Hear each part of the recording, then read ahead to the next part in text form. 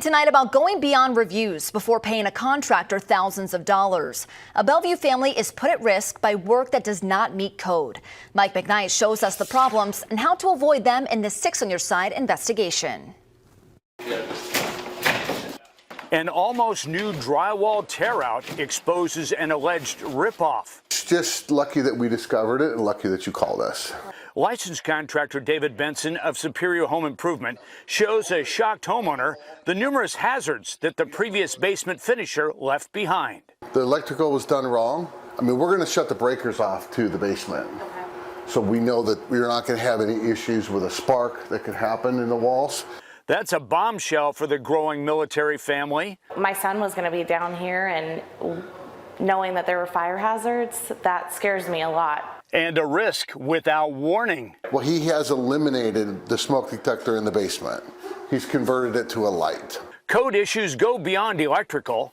This is the recently installed basement shower, and the new contractor had to remove the wall to show the plumbing inspector what's behind it. And look what they found: loosely installed water lines. The homeowners paid Walls Home and Commercial LLC more than $18,000 for work that has to be torn out and redone like drywall. It's a terrible finish job. The hanging job, there are 7 or 8 screws per sheet. There should be 50 or 60. Sooner or later, the paper would break and it would fall.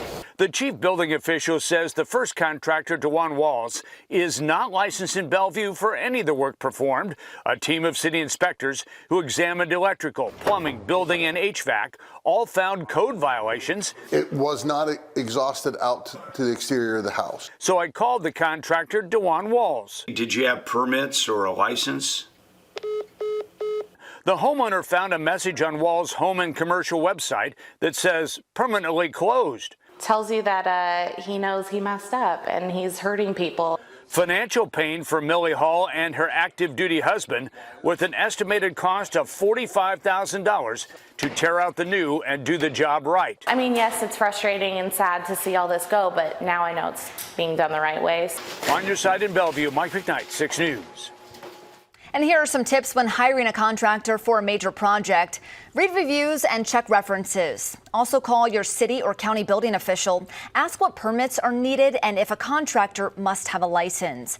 The Better Business Bureau also recommends paying in thirds from the start of a project to halfway through and then on completion.